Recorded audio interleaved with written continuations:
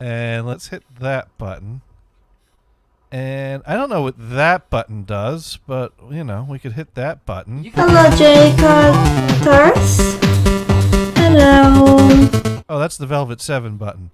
That was very much a hello button. That was, yes. Or I could hit the ragtime button. It just plays ragtime for hours. Shouldn't you just play that when Brian talks? I mean, honestly, isn't that just the Brian talk button? Oh my god! I think we've just come up with a new bit for next week.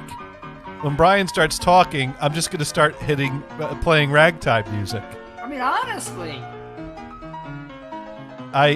There we go. I think we got something here. I mean, unless this could be flagged by Twitch for DMCA, I don't know. Probably, but that's okay. I don't care about that shit. Oh, okay. As long as they don't ban me. Yeah. Whatever. Well, you are a Twitch affiliate, right? I mean, you're. I'm a Twitch person. Affiliate. Affiliate means not partner, so yeah, I got that level. I got the affiliate level. That's right. You don't get bits and subscriptions and ads personalized to you, and I get some stuff, but I don't get anything until like there's enough bank for it to be worth giving me something. Like I think you have to earn $100 before they'll actually send you anything. So, give it about 50 years, maybe I'll have 100 banked. How about your YouTube bank? Don't you have like 30 grand on YouTube by now, or? Yeah, but it's all in Dell credit. In Dell credit, yeah, that's not gonna go. I mean, I guess you could. to borrow another old chestnut, yeah, that's all in Dell credit. Oh my god. Yeah. All right. Well, we are live, and we should find out what advertisements are playing. Well, when we bring up the page, and I get no ads because I have an ad blocker. So I have an ad blocker. I still get ads on Twitch. Huh. Well, maybe they don't put ads up when you bring up your own channel that you're logged in as, because I've never seen an ad when I bring up my channel.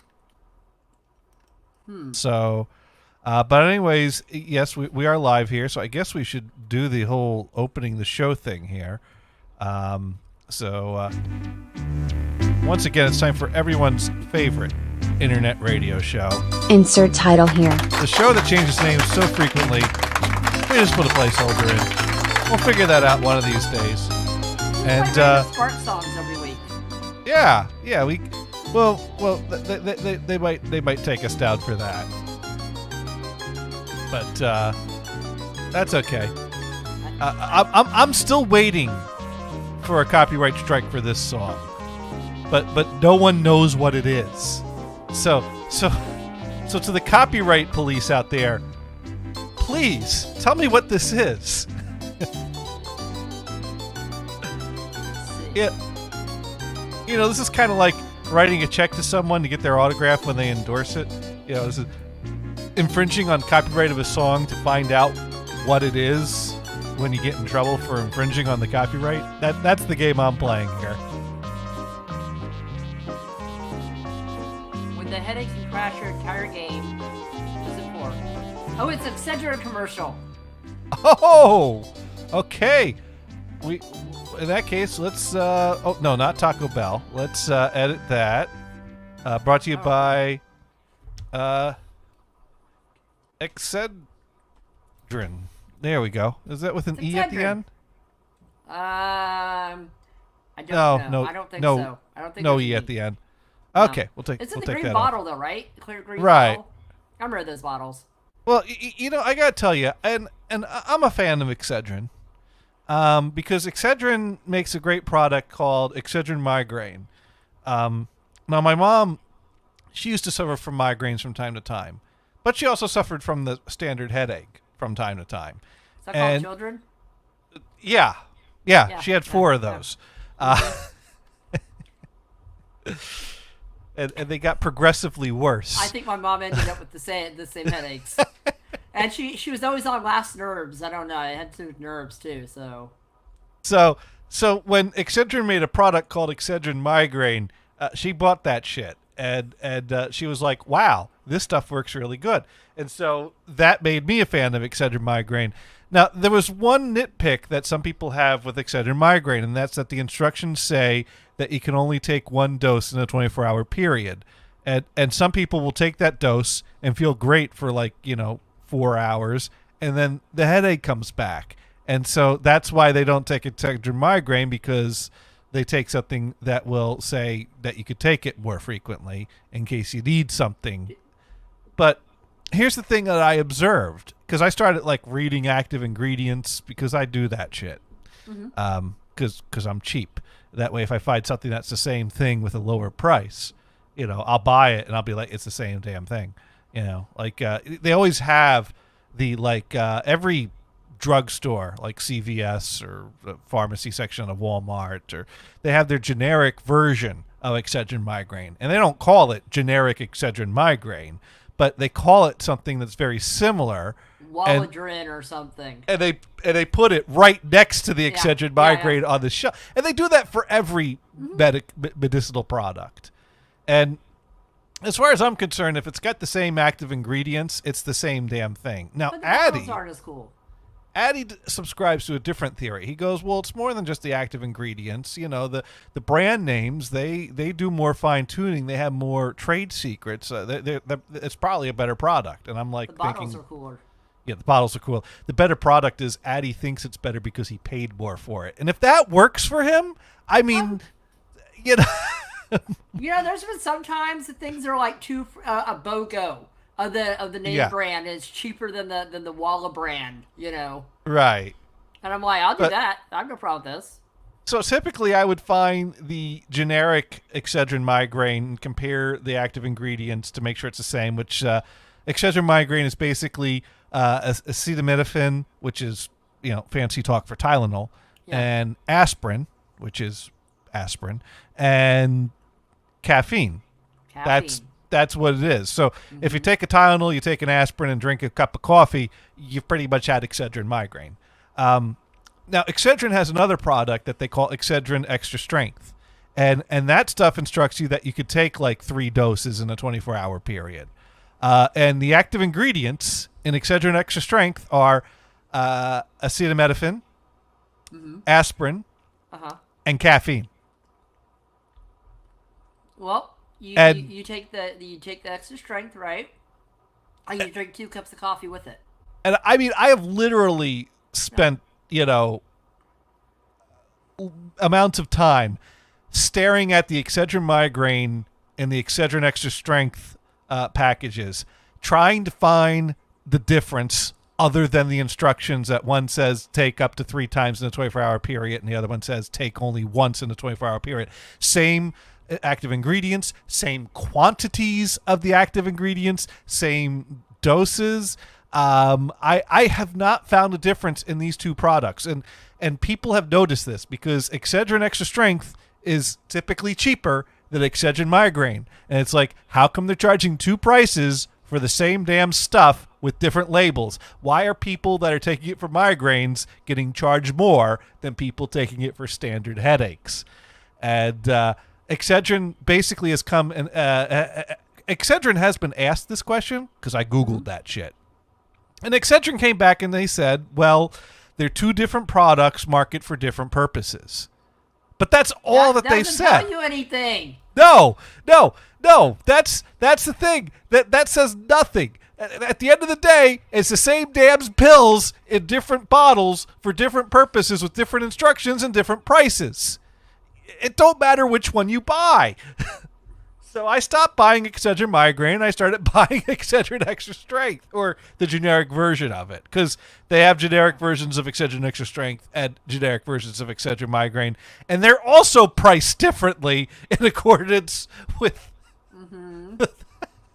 I buy a leaf. That's even more expensive. So I'd like to thank our sponsors, Excedrin, and that's my glowing endorsement of them by advising people to buy the cheaper product and to get the generic version. So I think we've pissed off our sponsors. right to at Johnny Gators. Yeah. At I think we'll be back to Tampax commercials next week. Oh, dude, those commercials, they're like gaming tab packs commercials. Yeah. I'm like, dude, you're like, yeah, you can wear it for 8 hours. And I'm like, I Perfect see. for gaming. It is a gaming commercial. And I'm like, wow, perfect for gaming okay. or horseback riding or playing tennis. You know, the thing is, you don't think about, wait, do you have to run with a white poodle down a nice sidewalk? Roller skate with a white poodle. Roller skate commercials on that. I haven't had a pair of roller skates in many years. I had inline skates in college. I used them twice. Were they actually get somewhere? Well, I just rolled around the campus for the fun of it and decided. Yeah, everybody wore Heelys here. You know have you seen Heelys? They're the ones with the roller skate blade that comes out the back of the shoe. I kind of remember those. Or seeing those. I never had those. I see those everywhere. I remember for Christmas one year, I got a pair of roller skates. And, now there's upsides to being the oldest child, and there's downsides to being the oldest child. And typically everyone knows the downsides of being an oldest child because either they're an oldest child or they've heard an oldest child bitch about them multiple times. And this rant will be no different. But so I have roller skates, love them, skate all around the street, up and down, back and forth, sideways, backwards, frontwards, on my head. No, not really.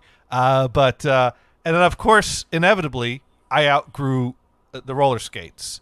Now, mind you, I got a pair of roller skates for Christmas. My brother got a pair of roller skates for Christmas. My sister got a pair of roller skates. And then I outgrew my roller skates. And what happened when I outgrew my roller skates? My pair went to my brother. Yeah. My brother's pair went to my sister. My sister's pair went to my younger sister. And I was stuck watching everyone roller skate. And you kind of, was, trying to find a way to hint to Dad, like, hey, since everyone still has roller skates, shouldn't you be buying me a new pair of roller skates? But I don't want to say it like that. So I'm like, well, how come they all get roller skates and I don't? And he's like, well, would it do you any good to keep your skates if you can't use them? I'm like, no, but I don't have skates. Well, could I ask for some for your birthday? Yeah, that's 3 months away. Everyone else has skates. Can I get an early birthday present like tomorrow? Thank you. How come I don't get skates? You should buy me skates when we do the hand downs. You got to keep feeding the system. Well, you don't hand down the skates until your birthday. That's the problem.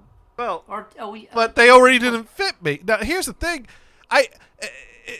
Also, they never had to buy a pair of skates for the youngest because she got the hand-me-downs for her first pair. So it's like, you know what? You instead of buying Amanda a pair, you can buy me a pair. You know what? It's a good thing in that family the youngest child wasn't a male. Yeah. That would have sucked. How come my roller skates have flowers on them?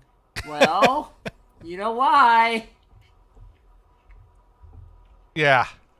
It would have been that. But, I was screwed out of roller skates. And then I got it.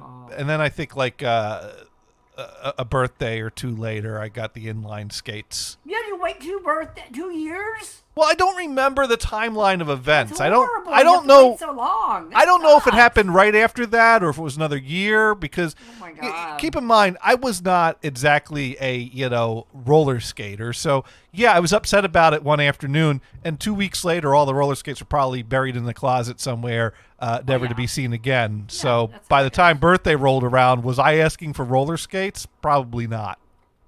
I would have been. I had better things to ask for. Like a skateboard? Skateboard. Oh, I tried that. Oh, I lived on my skateboard for like 2 years. Oh, no, my parents are not allowing any of that nonsense. That's better. No. That's better than roller skates. I mean, you get a longer thing between your wheels. It's fine. My parents were all, skateboards are dangerous. You can't be now. Mind you, they wouldn't even let me buy a skateboard because, like, my next door neighbors, there were some older boys in the family next door, and they would skateboard, and me and my brother sometimes we there was 3 kids next door, and the middle child was about my age, like a year older than me, and the youngest child was like a year or 2 younger than me. So me and the next door girl, Jennifer, we got along. We were friends. And sometimes we would play with our older brother's skateboards, but we would do things like, kneel on them and use one foot to push ourselves around, and then kind of just, because that didn't require standing on it. We were younger. And then at some point I tried standing on it, and I tried skateboarding a little bit around the street, and I was like, I could get used to this. I could do this. And they had bought new skateboards. And so they were like, "Hey, we'll sell you that skateboard because Wow, they want some dollar. Yeah, money's a good thing. And if you got something you don't need anymore, and a neighborhood kid that gets a weekly allowance and has been saving up wants a skateboard, there's a chance for them to get some dollar. There's a chance for me to get a skateboard." And they were like, yeah, I'll give it to you for $10. I'm like, $10, sure, why not? Let me go. Hey, Dad, all right, if I buy Joey's or Jimmy's skateboard for $10, and Dad's like, well, if you buy a skateboard, you're probably going to want to ride it normally, and that's dangerous. I'm like, yeah, you're right, I do want to ride it normally, but you would get me a helmet and something. I think I already had it. Wait, did you have to wear helmets and pads and everything? We had a bike helmet, and we also. I don't think I ever wore a helmet, pad of any sort growing up. Never. I will say, growing up, I grew up during the time period when helmets came into fashion, as far as safety concerns, because I didn't start riding my bike with a helmet, but by the time I reached a certain age, helmets were pretty much a mandatory thing that everyone in the neighborhood had when riding their bike. I didn't have skin on my knees the first 20 years of my life, so. Now, I had knee pads and elbow pads, but I got those when I got the inline skates. I never put them on for the bike. And yeah, I skinned my knee. I got a scar on one of my legs. Dude, from I was afraid to go inside because when my mom saw my knees, with the gravel and the rocks stuck in your knees, she'd sit there, yank out the rocks, and then like hit me with some iodine. That's what she'd do. Yeah, well, my mom was a nurse, so she's like, iodine. I'm like, you ain't seeing me. I run to the bathroom and clean it myself. Too bad. You don't know. Nope. No, they never did that. But I didn't scrape up my knees that often. But I do remember one time I fell off my bike, and my one knee took a nasty scrape along the street. And it was one of those things, I looked down at my knee, or the area of my leg, and it was scuffed up with white scuffs. And I was like, ooh. So I walked the bike home and put the bike in the garage. Mind you, I'm just looking straight ahead. And I go inside, and I'm like, yeah, I scraped up my leg. And I look down, covered in blood. Yeah, standard procedure. Like I saw it before it started bleeding out, and then it just started coming out. And so, yeah, we cleaned it up. No iodine. But... well, no, you gotta do it before anybody sees, man. Otherwise you be screaming. It hurts worse with the iodine. And the thing is, I didn't just ride my bike. We lived on a cul-de-sac. I didn't just ride my bike. Me and a bunch of friends, we jump ramps. We see how high the ramps could go. We had a hill, and then on the bottom of the hill there was a street, and then from the other side of the street there was a dock, and then a man-made lake. We do that. So I'd ride my bike into the lake all the time. Dude, it was great. I was a kid. Yeah, in the 80s, I was a kid, dude. You couldn't keep up with me. I especially in the summer, I leave at 7 in the morning and come home at freaking 9 at night when it was dark. I remember I was a kid, but we lived on a dead-end street. We pretty much stuck around the block. Yeah. Leaving the block required getting permission. Although that loosened up as time went on. Taking a ride around the neighborhood was allowed, but I had to check back in, otherwise they'd start looking for me and then be like, "Where were you?" It's like, dude, I was out. Gators. My neighborhood, all the parents knew each other. So something happened. That parent knew. That other parent knew. That other parent knew. And then your parents knew. So if you got in trouble, the neighborhood knew, and you get scolded 3 or 4 times easily. So that's just how that went, and that's fine. Well, I think everyone knew each other in the neighborhood, but not everyone got along with everyone. There was one family on my block. You know what? Before we dig into this, though, I think everyone's noticing, and by everyone I mean no one. No one has said hi yet. But there's no Brian this week. What? Where'd he go? And we've not been around for the past few weeks. You were here last week? Well, last week was Kristen's birthday. Oh yeah, that's right, huh? And then I guess we were here the week before, weren't we? We've only missed 1 week? I think we missed 1 week. Yeah, last okay. Week I was not here. I was hiding somewhere, I think. And yo, the Spark is here. So Sparky Toaster in the house. Hey, Sparky Toaster. Now here's the thing. 2 weeks ago we did a show. And then the day after the show, Facebook reminded me that it was Venison's birthday. And then Brian was like, "Oh, we should have said something about that." I'm like, "Well, we'll do it next week." And then we didn't do a show that week. And now we're here this week, but Brian's not here. Oh. So, but is he at the party house right now? I don't know where he is. He actually didn't say. He just he said, "My turn. I won't be able to do a show today." And then he used a tear-faced emoticon. See you next week. So, anyways, so I don't know. Well, we'll have to, but we do want to remember Venison's birthday is past, and we still miss our friend. He's like 66 this year, or 6,000 or something. 6,066. Yeah. He's hanging out with Methuselah right now. His buddy. Sparky's also asking, where is Brian? Is he interrupting someone else? Yeah, we don't know who he's interrupting. We'll have to ask him next week. We will have to ask him when he's back. But, no, I'm glad you... I didn't know what I was going to talk about, but apparently we're going to talk about my neighborhood. It's okay. We saw the sign. So, yeah. Well, you mentioned that, all the parents all talk to each other. Well, in my neighborhood, there was one set of parents my parents didn't really talk to. And it was... They had 3 kids. And the older of the 3 was my younger brother's age. So younger than me. His name was Dave. And my brother and Dave, they got along well enough. Sometimes I was hanging out with them, and I don't know how we got to be friends, but we kind of got to be friends. And he had a younger sister, Christina, who's about my sister's age, but they didn't play much. And then the youngest was another boy, I forget his name. But so sometimes we play over there. Sometimes we come over play at our house. Always outside. Never went into each other's houses. But at some point, like, I don't know. There was trouble, and my parents had disagreements about things that these kids did, and my parents, I think, talked to their parents some, and they didn't get a good response from them. Was Dave bringing over his crack pipe again? Well, there was some kind of a thing that happened where Dave lied to my brother, and because my brother had like some allowance money, like, and Dave was like. Our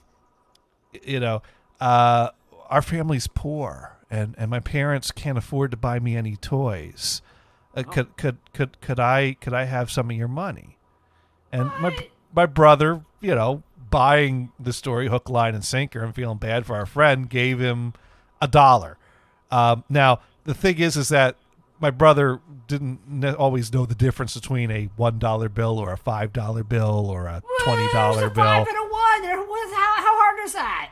My mom wasn't sure that when he said I gave him $1 that it was really $1.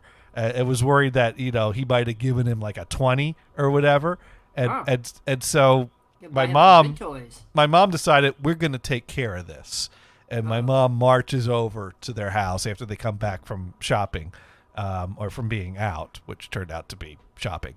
I And wouldn't have told my mom at all. I just said, "Yo, I bought some ice cream." Yeah, that's it.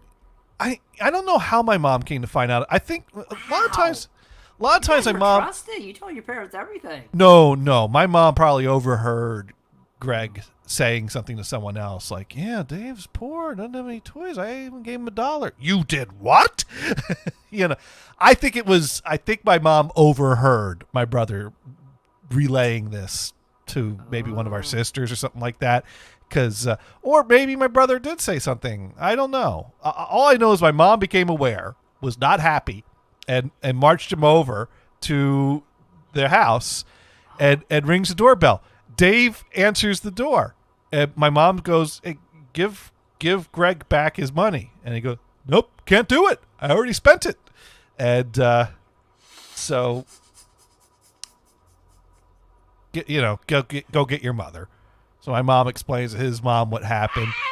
Ow! His mom is like, "Oh, I was wondering where he got that money." And my mom was like livid, like, and I don't think she said anything there, but when she tells the story later, she was like, "I can't believe she let him spend that money. I wouldn't let my kids spend money if I didn't know where they got it. I'd be asking them where you got the money from." Wow. So, but apparently Dave's mom gave my mom back $1 to make things right, and so. Wow, dude, I'm just like, okay, so, you know what? It's okay, don't worry about it. So yeah, our family and their family, our parents and their parents didn't exactly get along, and at some point they decided that okay, you're friends with Dave, you can hang out with Dave, but don't be hanging out with his younger brother and sister, because we don't want you getting in any trouble or something like that. And I don't even remember, but the thing was, is of course me and Greg, being how we are, hanging out with them more if they just said, "Mom, sorry, no, Mom told me not to." I'd be hanging out with them more. Then we have to avoid them. And if you avoid them, you have to explain why you're avoiding them. And it's like, well, no, Dave, we can't go over there. You have to come over here because we're not allowed to go near your brother and sister. And I'm sure Dave relayed this to his parents. So I'm sure this made things even more harmonious in the neighborhood. So dude. So I wouldn't have said that. I would say, "Yo, we're doing sorry, man, sorry." Well, the naivety of kids. We didn't think through where this was going to go, which of course that's our bad, because that next thing I know, I go out to ride my bike, and little Christina, she grabs her bike and she starts riding her bike right next to my bike, following me, like you're not allowed to be near me, so I'm gonna totally mess with you, and it's like, how is this my fault? What did she accomplish? I approve. She accomplished nearly getting run off her bike when, she's riding into my blind spot and I go to turn unexpectedly. And what do you do? And then my mom sees this and she calls me in and she's like, "No, you can't play outside because she's messing with you." And I'm like, how come I'm in trouble for her doing that? And Mom's, "I just don't want you to get in trouble." And it's like, dude, you're not letting me play outside because of your stupid, dumbass rules. Now, this is not how I talk to my mom, but I would tell my mom. I'm like, "Sorry, you know what? It's a free neighborhood. I can go outside if I want. They have a problem with it. They're not doing anything. I don't care." No, if my parents say I can't go out, I can't go out. I still went outside. It didn't work. Yeah, my parents were like, "Okay, we're not going to stop him. It's not." No, well, you know what? Mind you, I'm the oldest kid, so it took a few of us to wear them down. By the time Amanda was my age, they just didn't care anymore. She was pretty much screaming at them to shut up. Yeah, I was third in line in the family, so it was fine. Lucky. So, anyways, yeah, that was Christina. So that was the loveliness that she did with that power. Got me banned from riding my bike for an afternoon. pulling You know that what? stunt. Maybe she had a thing for you. Maybe that was why. No, she did not have a thing for me. Oh, okay. No, we were nowhere close to the right age for anything, anyways. But no, I don't think we cared for each other. I barely liked Dave, to be honest. Oh, well, no reason to play with him. You guys don't like him that much. No, he was all right sometimes. Well, there's only so many kids to play with in the neighborhood. Spend your money though. Hey. We forgave him for that. Did you find out what he bought? Did he buy anything decent? He bought a pack of gum. Really? Really? The whole crap is over a pack of gum. It was only $1. What can you buy with $1? I don't know, man. You could buy more then. It was a free pack of gum. Yeah, I would take the pennies and use the stupid machine that had the chiclets in it. You could have gotten like a bag full of chiclets for $1. 100 pieces of gum. There you go. No. Those things, those great. The ones where you put the penny in and you move things sideways. The metal ones with the big ball. Okay. The cool thing is, if you do it right, you get about 12 pieces of gum. Out of one. Yeah. You had to fiddle with it so you could get more out. You don't get one piece, man. You never just get one piece. You had to fiddle with it. Know how to one play penny would get you like 12 pieces. Oh, okay. I'll have to keep that in mind for if you ever see one of those again, which you will never see those again. Yeah. If I ever travel back to the 80s when time travel is invented, Did you put a hashtag? Did you put a hashtag hot tub stream on here or something? Is that you're doing your hot tub time machine stuff? Hot tub time machine. I guess I got to get the hot tub first and then turn it into a time machine. You know what? You have a couch. You put a hot tub. A couch time machine. Yes, hot tub couch. There we go. I couches. The second one. I don't know. Anyways, but eventually they moved out of the neighborhood, and there was much rejoicing. Yay! And the funny follow-up to that is one evening we were coming home from someplace, and we decided to stop by Taco Bell for a bite to eat on the way home, and so we stop in the Taco Bell, and we're sitting at the table, and this other family walks in, and they start walking over to put their stuff down at the table next to our table. And I turn and I look. It's Dave and his family. And we're like... Dave be at Wendy's and not Taco Bell? You would think, but maybe there were no Wendy's in the area. And so, of course, me and Greg were like, oh, hi, Dave. And Dave's like, oh, hi. And their parents see our parents see their parents. And they all smile and pretend they like each other and say a polite hello. And his parents start to pick their stuff up and make their way to the other side of the Taco Bell to resettle as far away from. That's kind of BS. I thought that was BS too. I would say, okay, I see what my parents would do if we saw a family. They would sit there and we would find an empty table and all of us kids would go sit at the table and eat and talk to our friends. Seriously, that's what we did. Well, and we wanted to go over and talk to Dave because we hadn't seen him in a long time. He didn't live nearby. We didn't know, and I never did see him again after that. And no, just stay here. Let's not, and of course he didn't come over to us after that. So no, we were oh man, kept on our sides of the Taco Bell and never saw them again. That's kind of BS. Yeah, and I kind of said, that's BS. Who cares about the taco grandes together? Let's find an empty table and the kids can go to the table and the parents will see each other across the room. History is history. You really, we can't handle a taco. And my dad's like, well, you never know, something might come up, or probably best to just. Something might come up. Oh, I need $1 for an extra for some cinnamon crispas. Excuse me. Hey, got $1 I could borrow for some cinnamon crisps. Our family's poor over here. They don't have you freaking cinnamon crispas anymore. No, they don't. Churros instead. Sparky just writing in. She was like Nellie on Little House on the Prairie, the one that was following you on the bike to get you in trouble. She was a brat on the show. Nellie. Sounds like it. Yeah, wasn't she the one that ended up in a dunk tape in an episode accidentally? Like she was set up. I don't remember all the episodes of Little House on the Prairie. I can watch it. I think it's on Tubi. I did not watch Little House on the Prairie. My mom did. So I caught bits and pieces every now and then, and the only thing I really remember about Little House on the Prairie was this brat girl all dressed up really nice, acting like a brat, and all of a the one you sudden wanna punch? it's like, surprise, you're in the dunk tank. And Oh my god, that's awesome. did they have dunk tapes back in prairie times though? Sure That they doesn't did. make that No, doesn't We're not. that's I mean, Maybe Michael Landon built it. Michael Landon built a little carnival on an episode of Little House on the Prairie, and then they blew it up You know what? That's fine. I see nothing wrong with that. with her still in the dunk tank. Well, they did not blow up Nellie, I don't think. I think that's how the plot of Little House on the Prairie goes, based on my memories. Yes. That's yes, yeah.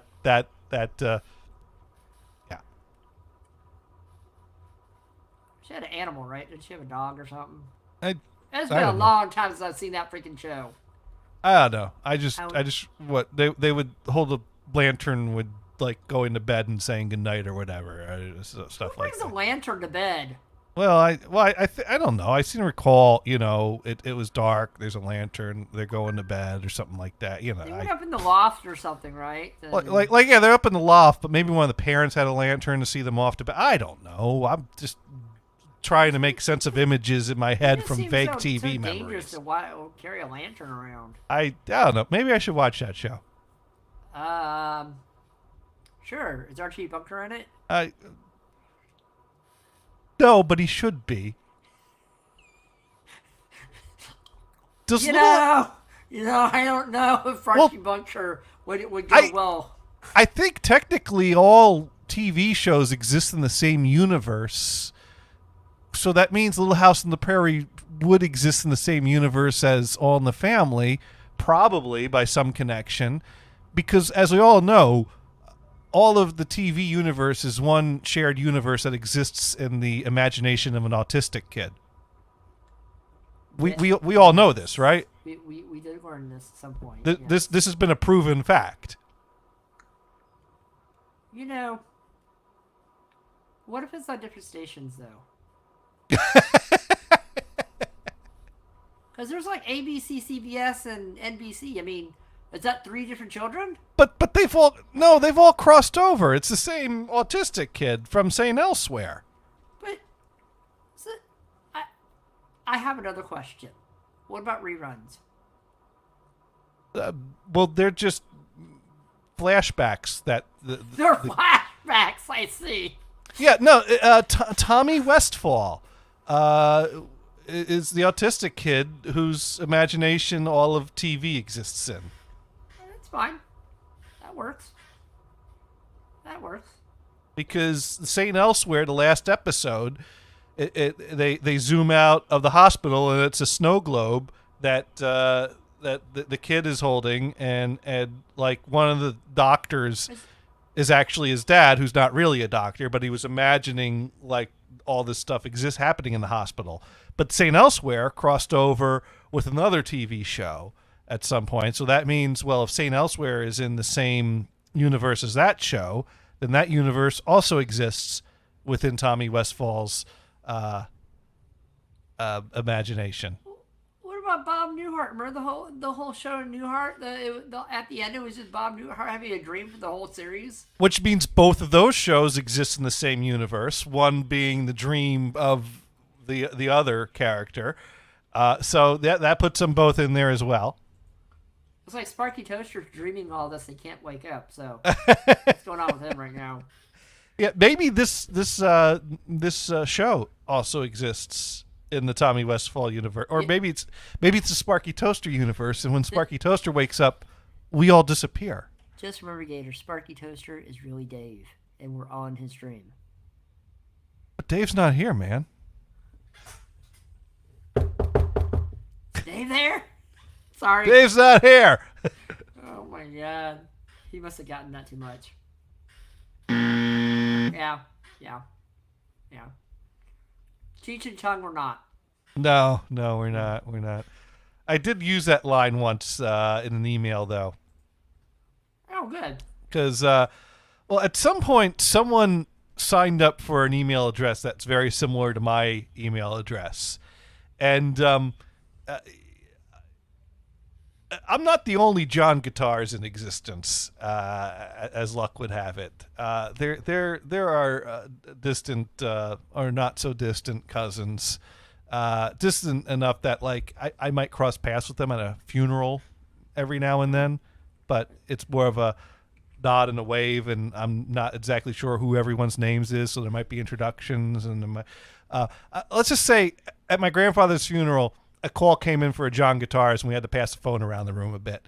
But does that mean that person got your emails in college and say, why am I signed up for this website? No, that means that someone signed up for a Gmail account, and they signed up for a Gmail account similar to mine, and then within that month, I got a few emails not meant for me.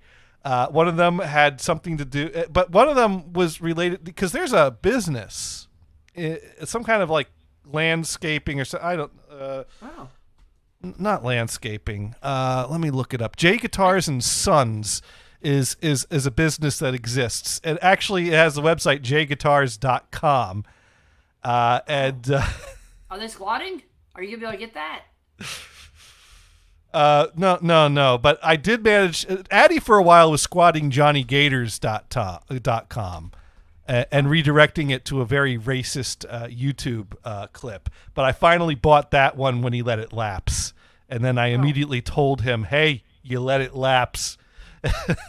So, his response was, haha, I got you to spend money. I think he was more like, oh, I lost track of it. J Guitars and Sons Inc., excavating, grading, and utility contractors. So there was some kind of a work order that was meant for someone named Dave that I guess works for J Guitars and Sons, and a bunch of people were CC'd or whatever. And so my Gmail address ended up on the chain. So I had to reply back and say, thanks, but Dave's not here, man. And oh my God. And then when they sent the second email, I had to send back a more a specific email like, you got the wrong J Guitars, but thanks. And that was also the same year I got invited to a Guitars a holiday celebration. Oh, yeah. You should have gone. I should. Could have worn an ugly sweater, you know. I didn't want to be that weird cousin that shows up at the celebration that I don't know anyone at and was obviously not intended to be invited to. I'm weird enough without doing that. It's like you sent me an email. I'm wearing my special ugly sweater. Excuse me.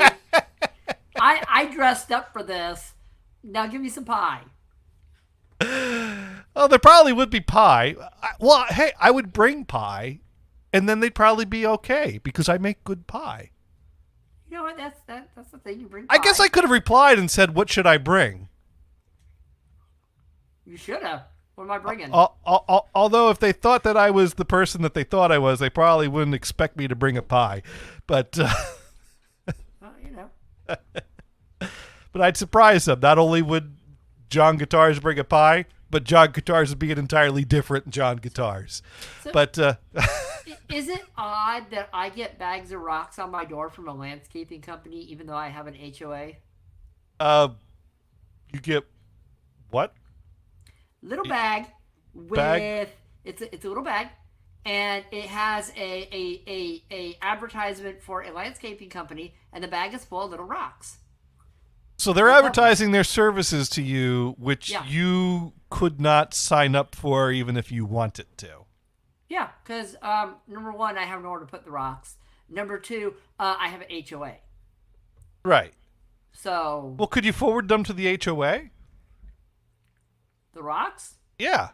I'm keeping the rocks. You're keeping the rocks. I keep the rocks. They're all shiny and pebbly. Well, Mars here knows how to rock. I do know how to rock. I play marbles with them, but they don't roll very well. Okay, I see no problem with this. Yeah. This is win-win in my book. I got some free rocks. Free rocks. Throw in the advertisement, but you know, my favorite one is people send me junk mail in the mail, and they have a dollar bill in it. Oh. I get those, and I'm like, I can't read this, but free dollar bill. I'll take that. Sparky Toast Reading, and I'm here. Just taking all this in. I have made an observation, though. When Brian is not here, Johnny seems to be lost and is at a loss for words. Well, no. The thing is, when Brian's here, I get lost, but I don't have time to figure out where I'm lost because I keep like, you know, I'm on a path and I'm kind of meandering around, kind of finding my way here, kind of finding my way there. Whereas when Brian's here, it's like, oh, turn left here. Oh, turn right here. Oh, over here. You know, and I never get to any like destination of these paths. It's just a bunch of partial stories. And if I actually want to finish any of them, I have to keep track and force my way back to them. Do you have a notepad that you say, okay, track here, track here? Do you No. take little notes? No, I don't. I have my brain. So that's why eventually when it gets overloaded, I just start screaming obscenities at him. But it takes a certain amount of levels. But every now and then, Brian pushes me to that breaking point of, damn it, Brian, we're finishing that one, and that's what we're doing. Oh.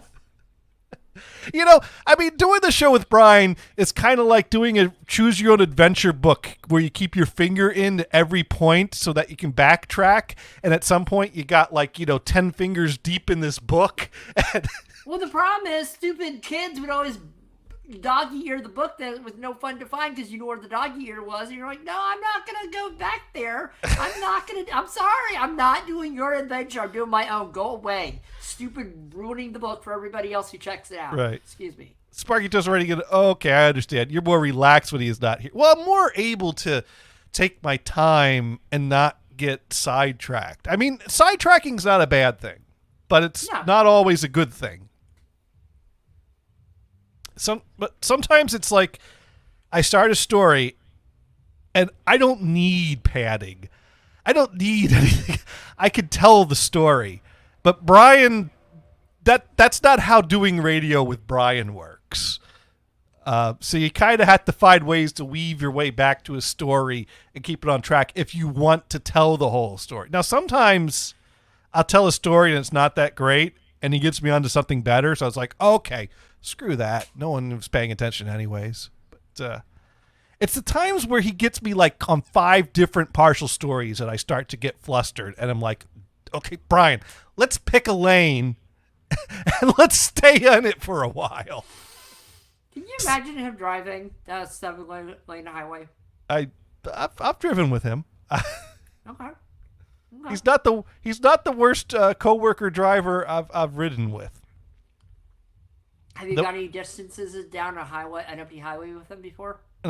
Never on an empty highway, but to lunch or back. But there was another coworker at the place that Brian and I worked at who was the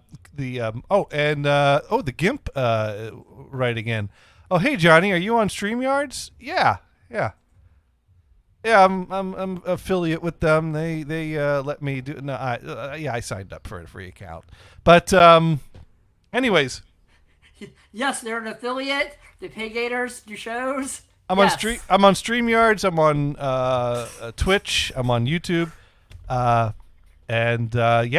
But so anyways, Martine, who's like the head designer for the company that Brian and I worked at, and he was talking about how gators. Can I ask a question really quick? Sure. Head designer, right? Right. How many sides does the box have? That depends on the box. I'm just wondering how much designing you need to make a box. Well, keep in mind, our company also worked with foam, and they also worked with different materials and different dimensions. And basically, design had to deal with, like, if you had a company that wanted a package deal, that, you had foam that would hold their product and their parts and fit all in snugly, and then the box had their logos and artwork printed on it. That was a package deal. Pictures. With pictures. Okay. Right. Well, pictures is more of the artwork or the print department, but to get the foam and the dimensions and the designs together, you had designers that would use AutoCAD programs to make different sizes of foam product and different corrugated portions to put together a package. Like if you bought an all-in-one computer set, you'd open up the box and there'd be like the monitor and the tower would be in their different foams, and you might have different cardboard compartments that would hold the power cord that was in its plastic baggie. You have design work that goes into designing that. It's simpler than designing other things, but still it requires. Okay. I was just curious. Okay. So yeah, that was, Tharco was the one job that I could walk you around the building and I could tell you what happened in every room of that building. I understood how that business worked from one end to the other. I mean, it was a box factory, so it's like, I just wanted to go to the call center and answer phones for people. I've never worked at another company that was that simple, that I could tell you what everyone did. When I worked at Enternock, I couldn't tell you what anyone did in that building. And I could kind of. So Gators. Yeah. Gators. Yes. What about this? What did Martine do?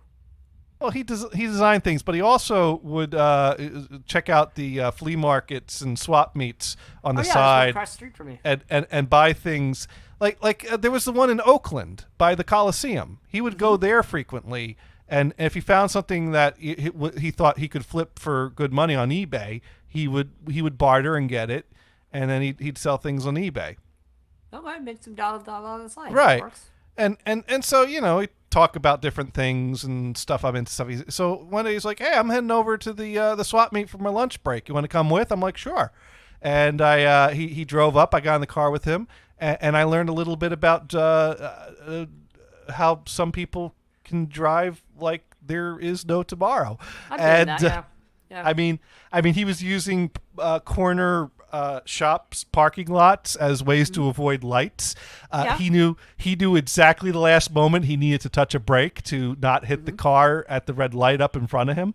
Did he learn to take an exit off the freeway or turn onto a freeway at the very, very last second?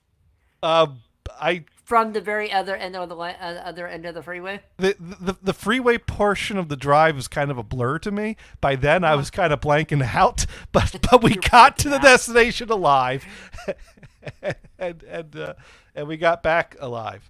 Now, StreamYard's not something that I could link you to. StreamYard is what relays us to the other streams. Steve St. Peter wanted a link to the StreamYard. Basically, it's YouTube or Twitch, and you got the YouTube link because you're talking to me from it. All right, so yeah, that was Martine, and that was the craziest driver I had to deal with. Yeah, I've been with those. I've dealt with people that think that driving on the the bumpy part of the road, the rail lane, when you drive, they think that's normal. Oh, the rumble strip? The rumble strip, yeah. Well, they put it there for a reason, right? I mean, it makes the noises, so... Yeah, this guy was very known for not being able to drive very well. He had a truck, he was bringing a couch back for me, and I was in the car with him. Well, someone's going to make sure the rumble strip's working. Yeah, he decided, well, he was also going off the road, too, into the grassy part. And he's like, oh, I'm off the road. And I'm like, really? The blind guy can tell you you're off the road. Come on. Left a little bit. See, good job. Now we can drive it normal. That's the thing with road braille. Technically, you could probably have done a better job driving than him. You know what? I probably could have. You probably could have. Sometimes people come up with great ideas while drinking or smoking or being in certain states of mind. One of my college roommates, he had a great idea he came up with one night. I'm not sure what pills he was taking that night, but he decided it would be a great idea to have a talking car for the blind that would kind of walk you through what you needed to do to drive, tree ahead, veer left, something like that. Okay. Yeah. Of course, you're in trouble if the car goes, oh, shit.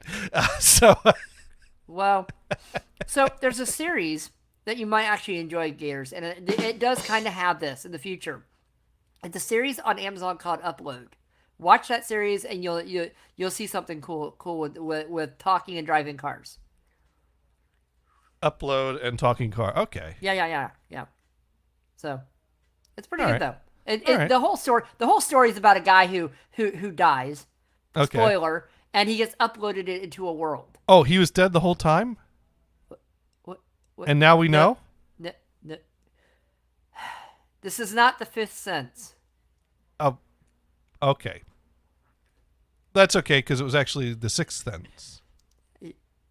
Well, not for the person that's dead. Okay, all right. Yeah. Oh. I guess the person that's dead, they're down to 1 sense. I don't know. Can they really sense anything? Well, I don't know. He was able to sense that the boy knew who he was, or something like that. Or I hope everybody's watched the movie. By the way. Yeah. I spoiled it Hashtag. for my brother-in-law. He was really mad. But this was also 2 months ago. And if he hadn't watched The Sixth Sense from 2 months ago, I don't know what to say. I mean, he's like, you spoiled the whole movie for me. I'm like, yeah, really? Oh, yeah. And Unbreakable, Mr. Glass is the villain. Well, you know that because of all the other movies that came out afterward. I didn't see any of the there others. was a movie called Glass, and I'm like, oh my god. I didn't watch any of the other ones. Why not? I didn't even know there were other ones. Yeah, there's like 3 in the series, I think. I don't know. I think there's 3 in the series. I'm Yeah. not big on movies. Wow. I like comedies. Movies are good. You should watch them. To me, the likelihood of there's like a ratio that the more fart jokes it has, the more likely I am to watch it. So okay, so Beavis and Butthead Do America. Okay. Yeah. A Dumb and Dumber. Great fart jokes in that one. If Ren and Snippy had a movie, there you go. Oh, there we go. I'm trying to think what was some other classic. Idiocracy had that scene where you go to the theater that it's just a butt on the screen. Yeah. So there was that was great. Yeah, Idiocracy was a good movie. See, I wonder what Brian would do with this when we start talking about fart jokes in various movies. He would talk about holes in wood, of course. What else do you think he would talk about? Yeah, because honestly, you can't go wrong with holes in wood. But he would talk about that holes in wood. What are we talking about? The Jersey Turnpike now? Maybe depends on how the hole smells. Gators. If you're smelling holes in the Jersey Turnpike, yeah, you're doing it wrong. Or are you doing it right? That's the question. Hey, Brian, that hole's not for your nose. Wad up some toilet paper, put it in there, keep looking at.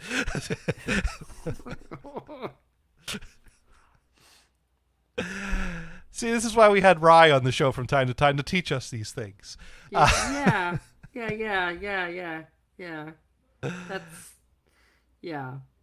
Anytime we've talked about glory holes on this show, Rye called in and he always, answered any questions we had. There you go. Which, of course, I didn't have any questions when he called in. So, being that he answered questions, he answered all the questions I didn't even know I had.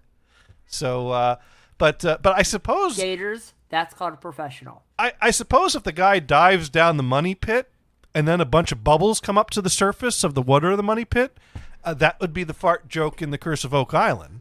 So, yeah. And I think that would make it a much better show, personally. I've never seen the show, by the way. Don't tell Brian. Me neither. But I tell you what, if they start adding fart jokes, I might start watching it. What if an airplane crashed over there, Gators, and they did a crime scene investigation, the airplane investigation at the hole? That would also increase the chances that I would watch it if they did a air crash investigation about a crash into the money pit.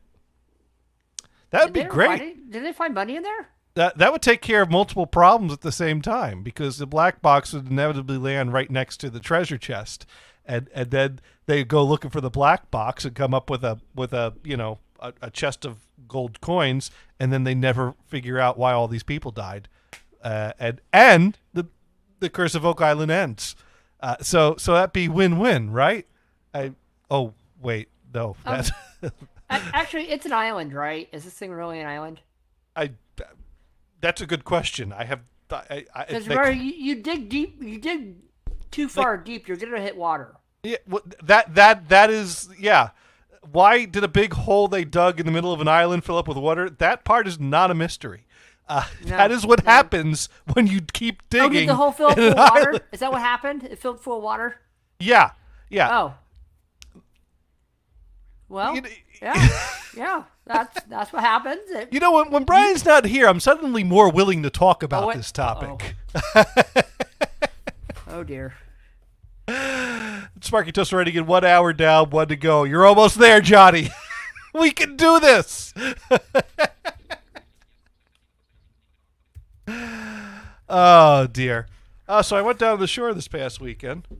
That was fun. Did you wear your Mr. Bean shirt? Yes, I did. Okay. That's the only thing I wear on the beach. Well, that and my bathing suit. Oh, okay. That's that came out wrong. This is not the show has to say TOS Gators. For all those imagining me on a beach and nothing but a Mr. Bean shirt and nothing below the waist, my apologies. That is what I intended. You will have to scratch your medulla oblongata. I am not out. pulling a Winnie the Pooh with my Mr. Bean shirt on the beach. Okay, let's just be clear. It could be Donald Duck. Could be Donald Duck.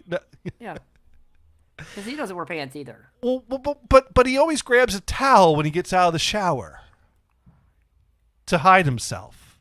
Isn't water supposed to just come right off a duck? Well, is it like water off a duck's back? Isn't that the saying? But most facts about ducks are not true. It's an unknown fact that most facts about ducks are not true. Have you ever squeezed the duck? I mean, do you know if they're not wet when they come out? Well, if you ever read those like miscellaneous facts on the internet, most of them are made up. There's the one that a duck's quack does not echo, and no one knows why. Yeah, that was totally made up by someone. I hope so. I would guess that duck quacks, right? Would echo. It would echo just the same as any other sound. Sparky Toaster asking, are there any new holes in your walls? Anything to talk about that has to do with electric wires? Well, one of my new ceiling fans is on now, offering some cooling fan air. Are there any sparks? No sparks, except for the new Sparks album that I bought. Well, new reissue Sparks album I bought. Oh. Yeah. There's a Bullet Train on it? No, I still have not gotten a vinyl copy of the album with Bullet Train. I need to look up which one that is. This one is Terminal Jive, and it's a deluxe edition of it. So it's got is it a deluxe? I thought it was a deluxe. Oh, it's a limited edition, colored white vinyl, includes bonus CD. So there's a CD in here too. So I'm gonna have to listen to that on the turntable tomorrow. Is the same thing as the CD? You know what? That's a good question. I'm not sure. You know what? I ordered this off of Amazon. Okay. And it turns out most vinyl sellers on Amazon are shipping things from Europe and using like the cheapest shipping method. So eventually the United States Post Office ends up with it. And I watched the tracking information. Actually, no, this one did not ship from Europe. This shipped from Brooklyn. And it went from Brooklyn to Jersey City to Washington, D.C. to North Carolina. So down the coast. Yeah, the opposite direction of me. And then finally someone in North Carolina took a look at that and said, well, that's going the wrong direction. So they sent it up to Springfield, Massachusetts. And it finally got to me. Yeah, if you follow Johnny Gators on Twitter, you will see some capital letters. I did. Words. I did let the post office know my opinions on their level of service, sending my record to multiple destinations in the opposite direction. Because, in my opinion, someone in D.C. should have figured out not to send it to North Carolina. I would send it to North Carolina. And then back to South Carolina, and then all the way to Texas, and then to Florida, and then back. Now, Sparky going, I saw that video. I wanted to tell you the reason 4 LED bulbs did not work with the dimmer has to do with resistance. LEDs have very low resistance, and the dimmer is designed for filament bulbs, needs resistance to do its job. Mm-hmm. It is just like when people put LED bulbs in their cars. The turn signals will flash fast unless you add resistors in line with the bulbs. See, that's the great way to give someone a seizure behind you. You just put some LEDs back there. Okay, so dimmable LED bulbs will have added resistance. Mm-hmm. They have no resistors in them, yeah. Yeah, well, it turned out that those 4 bulbs were way too bright anyways, and the bulbs that came with the fan are okay. And I really am okay with yellowing light. You know, it's funny how you don't. It's hard to determine what your preference is when you have to think about it, because you know I've been just putting in bulbs without thinking about them all my life and been fine because they're light colored. They're the color of light. You turn them on, you get light, and then I had to think about it when I bought those LED things that fit into the holes in the ceiling for the living room, and there's like 5 different switch positions, and I decided that I liked daylight better because it was a more pure white light. And when I was going back and forth between white, yellow, it's like teeth.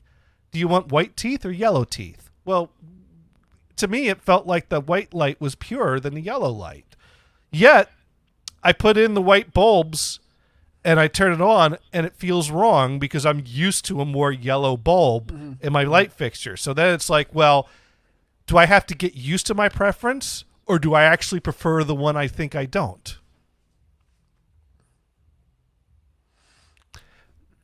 See, this is where Brian would start rambling about what he thinks about light. Well, the blind one over here will tell you what I think about light.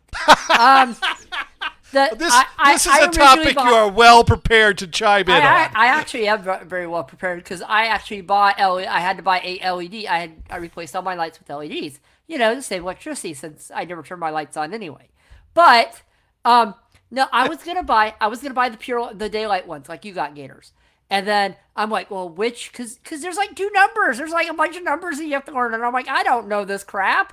And so I was like, oh well, this is the color it is, and they have a light bar, the hue, and I'm like, well, that does me no good.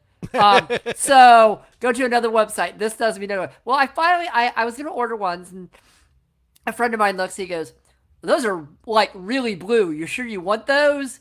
And I'm like, I mean, I don't care, but you know, I guess other people here would care. So I ended up going for yellow instead of the daylight ones, and I was gonna do daylight. And he's like, well, those are really bright. Those will.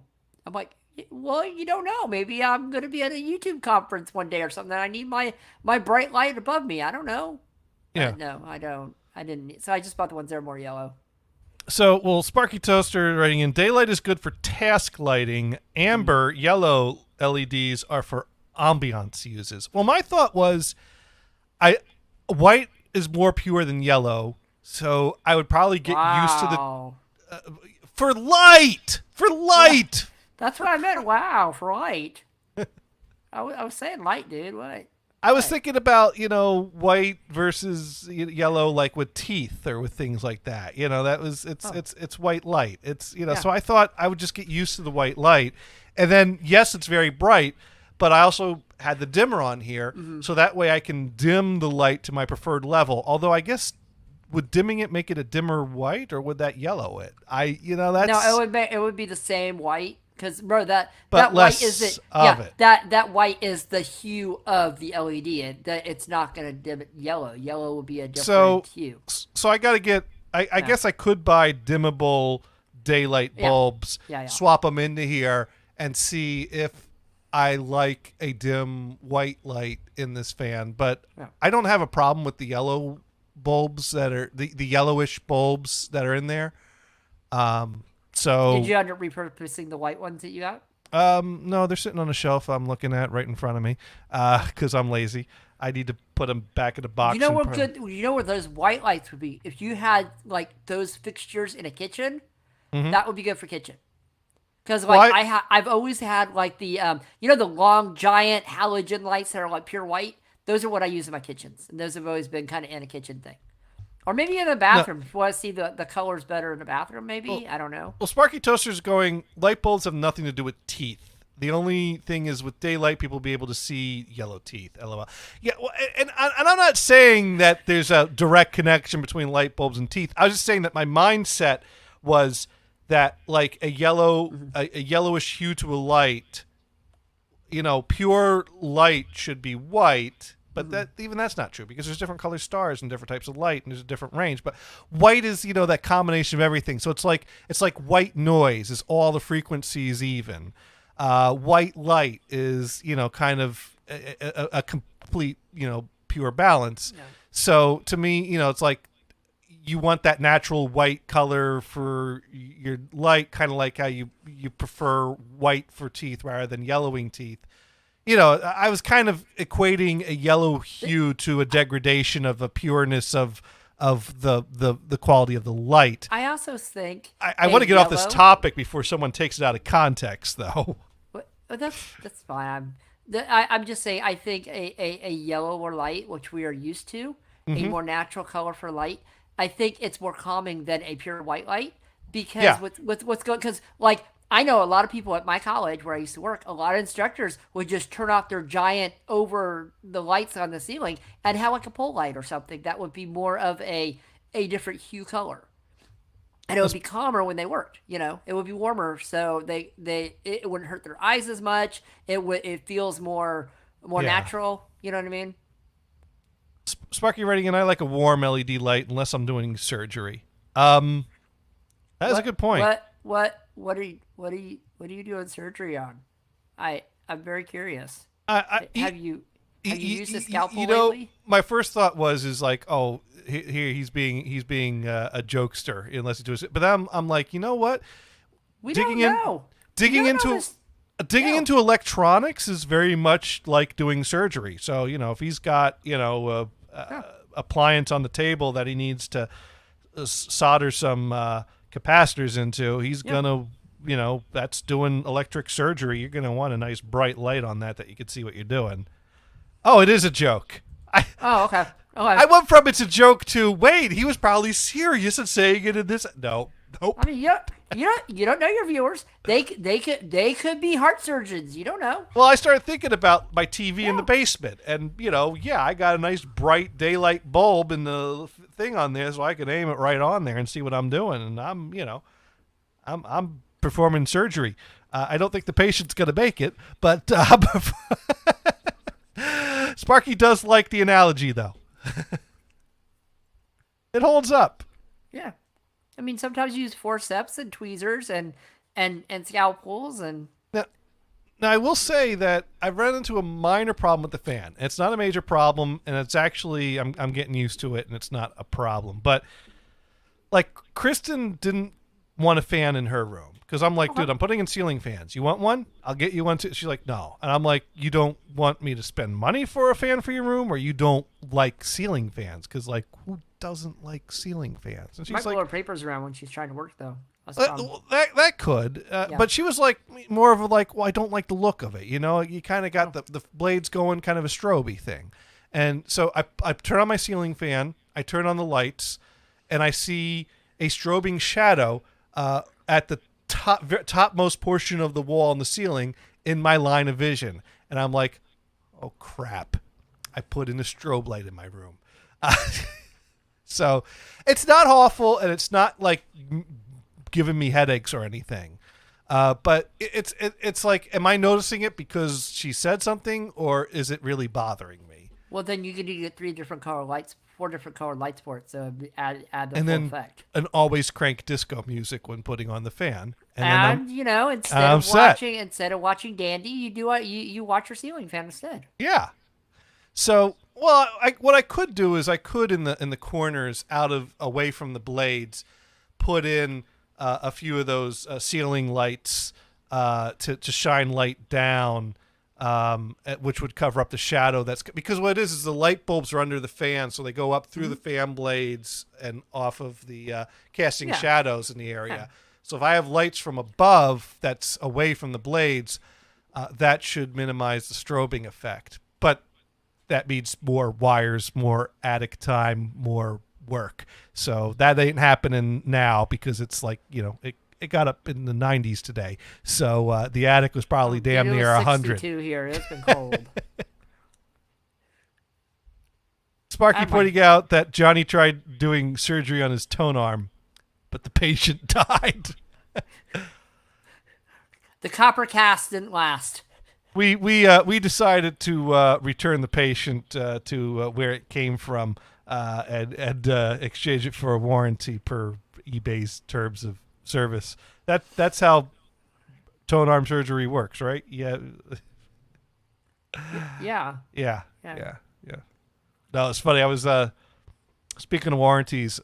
my dad and I were talking about different car related stuff or whatever over the weekend. And Are you getting a Trans Am? No. Oh. No, Sparky Toaster misunderstanding. What? Your bulbs in the ceiling fan are above the blades? Most are under the blades, just for that story. No, they're under the blades, but they cast a shadow upwards. So, I see a shadow on the ceiling that's in my field of vision and on the top of my wall. So it's casting shadows upward, is what it is. So it's probably not that bad. And actually, it isn't bothering me today, so that's good. But if I put lights above, away from the blades, that would probably cast more light to those areas and cover up those shadows. You need par bulbs, flood. Okay. Oh, that's what they're called, par bulbs. Oh, floodlights. Yeah, because it aims them. Yeah. Like a smaller version of those that'll aim them away from the blades. Yeah. That could work. Yeah. You know what? I might have to buy something like that. Okay, excellent. Thank you for the advice. Yeah, you can buy little mini floodlights for ceiling fans, but yeah. I'll have to get some and give that a try, and make sure they're dimmable. Dimmable par flood bulbs. Got it. His Boolean search just got larger. But anyways, so I was telling my dad about, the battery, because, we're talking about how the car's doing, how's that car doing. It's like, well, the white car needs another battery, which of course I relayed the story. It's all Brian's fault, because Brian was the one that said, well, we'll buy a battery for this and it'll be the last battery you ever buy for that car. And I've bought another 3 batteries since then because they keep going bad. And, so I told him the story about the battery, the warranty issue I ran into with that auto parts store, that the regional manager wouldn't honor the warranty. And, I started with, well, it came with a 1-year warranty. And my dad said, well, there's your problem. Never buy a battery that only comes with a 1-year warranty. You want one that has at least 3 years. Yeah. So, that's probably what I need to do.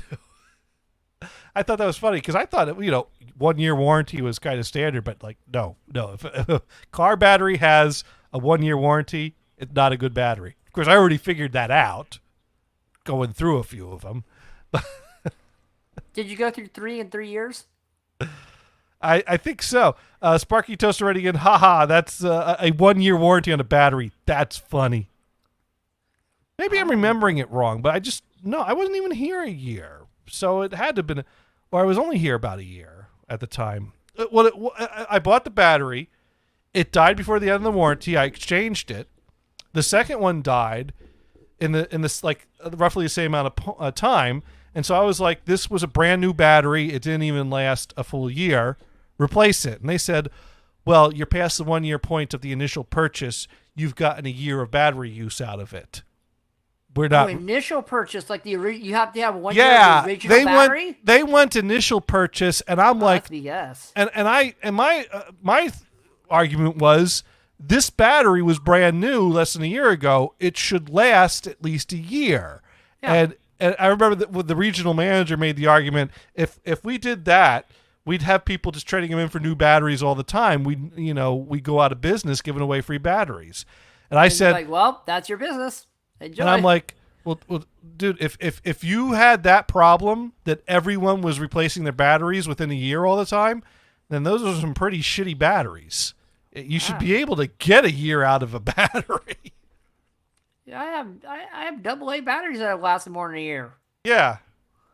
I mean, they're not high amp and they're like starting a car, but Sparky Toast already again. That 1-year battery could have been sitting on the shelf for 4 to 6 months before you bought it. Yeah, no. Do you have a best sell date on those? Milk? I didn't look. Do you want to grab the battery in the back and not the ones in the front, or? Well, my dad has recommended the brand Interstate for batteries. He says that he always tries to buy Interstate batteries, but they typically sell them at gas stations. Are those the green ones? Yeah. Yeah, he said the green ones. Yeah, so I know which ones they are. Sorry, yeah. So I think I'm gonna have to track down an interstate battery for my car. Well, the big problem is I let that car sit, so I should probably put a trickle charger on it too, or make a point to take it grocery shopping. It shouldn't kill a battery if you just let it sit for a while, though, right? Well, the thing is, though, is I've had the regional manager that didn't want to honor the warranty said, well, did you put a trickle charger on it? You should have put a trickle charger on it. And then Emily told me I was an idiot for not putting a trickle charger on it, and that, we don't understand things that poor people understand, or something like that. Is that what she said? Well, not in those exact words. Not Emily at times has pointed out that me and her are in different classes of people, and there are certain things that she has accused me of being ignorant to. And I guess the need for trickle chargers on a battery when parking it for a period of time is one of those things that I'm ignorant to with my privileged lifestyle. So, once again, I'm paraphrasing a lot there. Gators. Does she know your house is full of Swiss cheese right now? She's not speaking to me. Okay, there you go. She called me threatening suicide, and I told her brother that he might want to check in on her to make sure she didn't commit suicide, and she's yet to forgive me for that. So we're not exactly on speaking terms. Gators, I would have done the same thing. It's okay. Yeah. Anyone would have done that.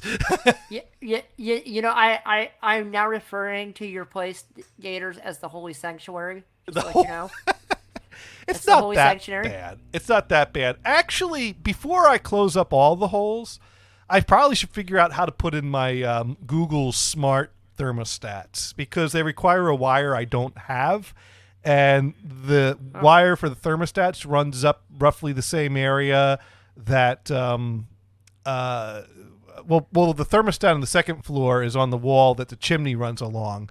So I'd probably need to run a wire up to the same area where I was running my power lines up to the attic through. There are three.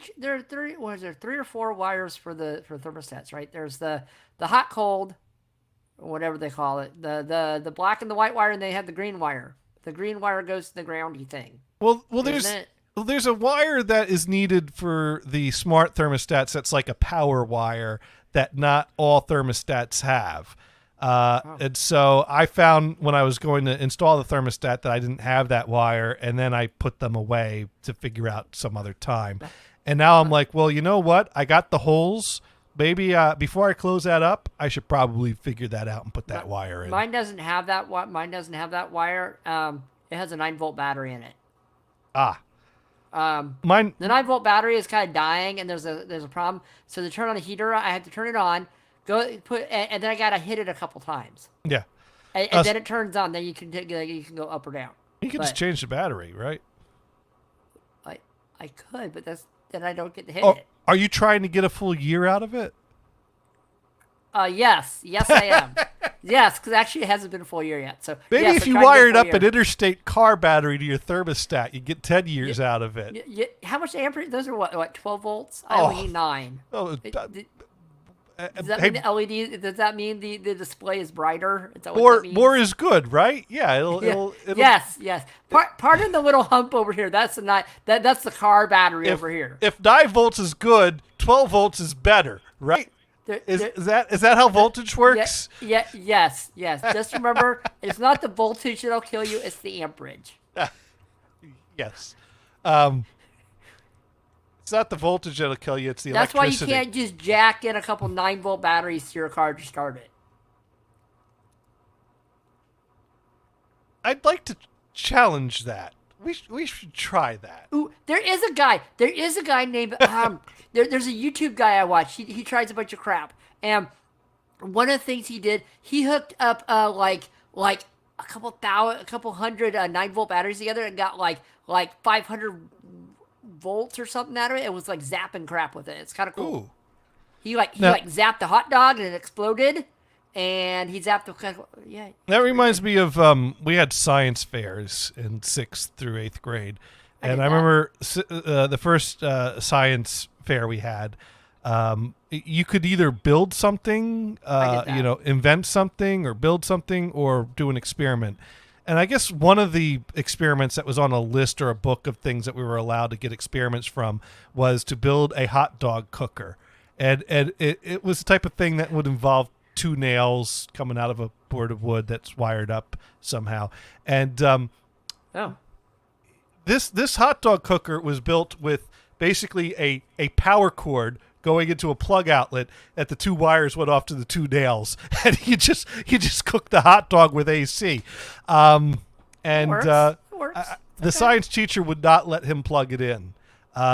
It absolutely would not. But someone else's science experiment had one of those larger square batteries, and so the they ended lantern up ones, the lantern battery. So they ended up the night of the science fair cooking a hot dog on the hot dog cooker using that instead.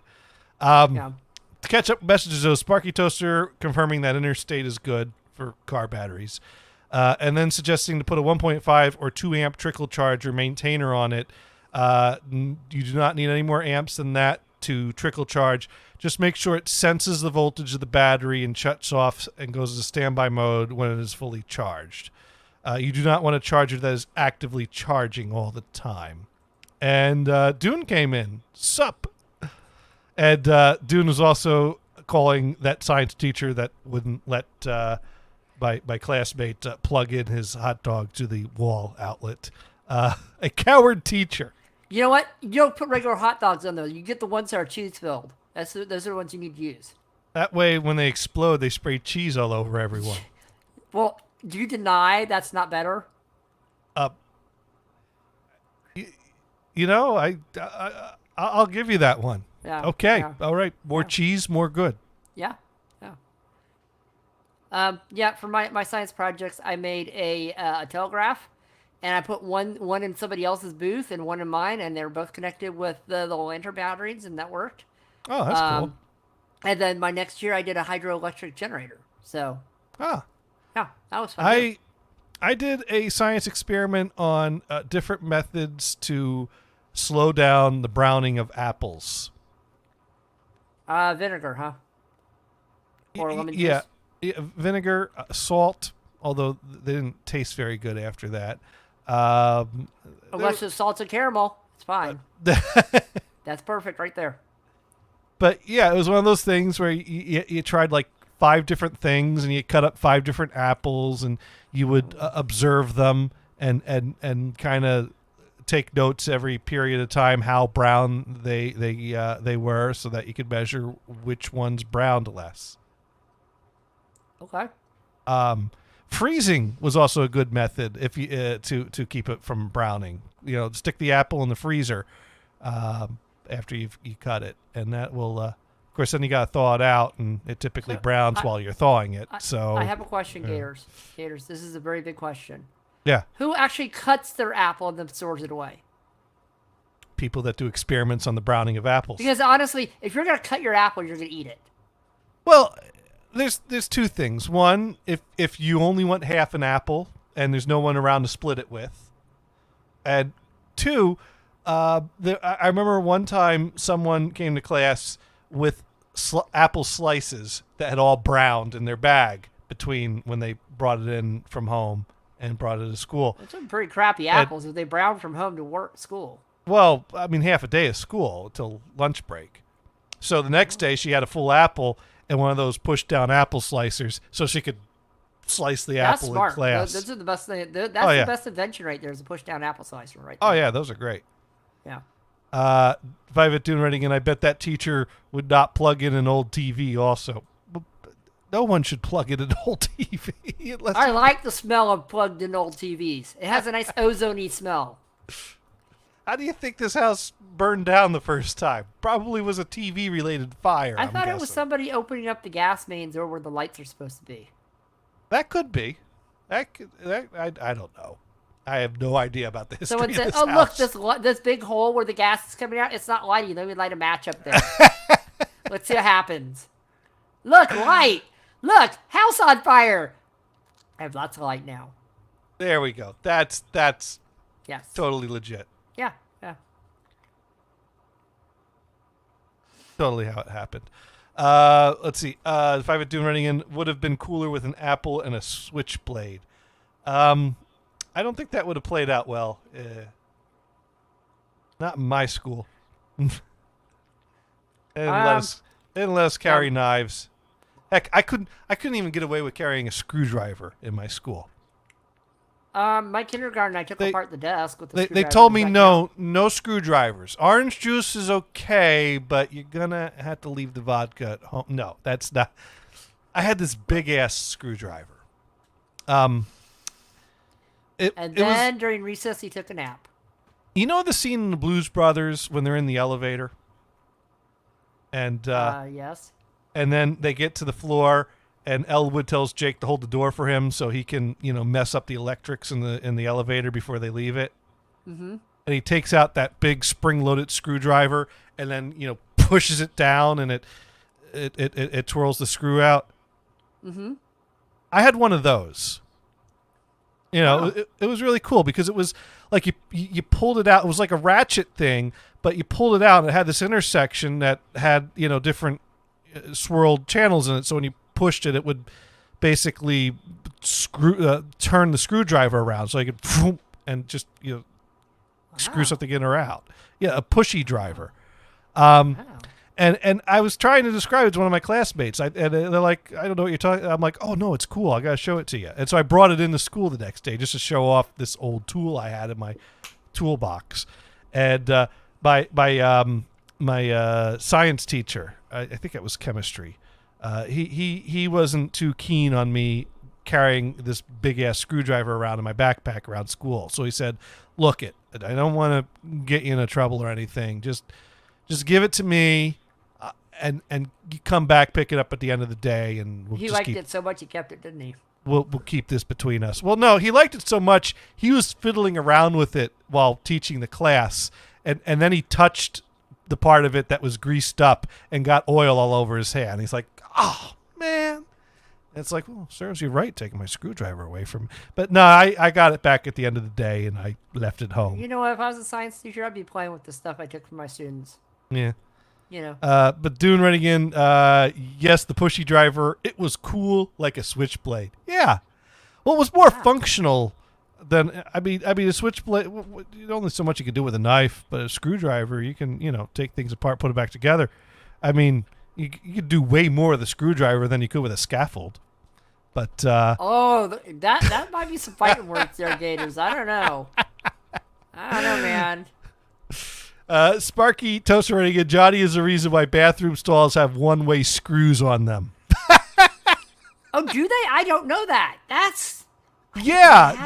They make these screws that like they don't have a full slot. They have like it's a incline, a sloped incline one way and a cliff the other, so that way you could push against the cliff to tighten it, but there's nothing to push against to loosen it. So when those bathrooms need to be redone, they're just gonna have to rip everything out. Wow, I didn't know that. Because you can't take the screws out. Wow. What if you have a big ass drill? Yeah, you could do that. You could drill them out. No problem. Someone wants to get that door off, that door's coming off. But you can't do that as a prank with a screwdriver.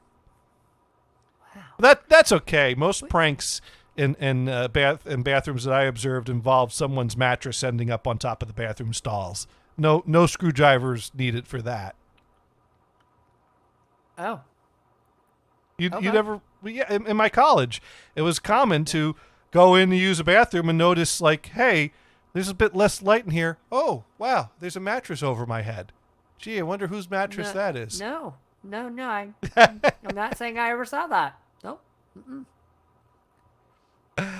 I did not live in the dorm life, so. Oh, dorm life was fun.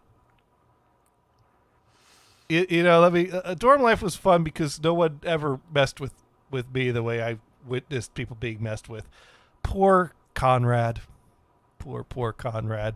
Guy by the name of Conrad. He was guilty of the heinous crime of leaving his shampoo in the communal shower. And there was a guy that Gothard and I knew in college by the name of Mike Mann. He was most famous for drunkenly eating ravioli out of a can on the floor while someone had a camera nearby. And the campus was plastered with pictures of Mike Mann drunk off his ass on the floor trying to eat ravioli out of a can. With the caption, have you seen this man? How do you get the can open? That is a question. I'm not sure he remembered how he got the can open, but somehow he did, and he was on the floor trying to eat the ravioli, laughing his ass off at how hard it was. And he said that this is, what you do for a good time in college. So yeah, that was Mike Mann. But what I always remember Mike Mann for was he was offended by this bottle of shampoo always hanging out in the shower. And he's like, dude, why won't he just bring the shampoo back with his room with it? Why is he leaving it here? This is so Mike Mann decided to do the only sensible thing to do to communicate his displeasure to Conrad. Did he pee in it?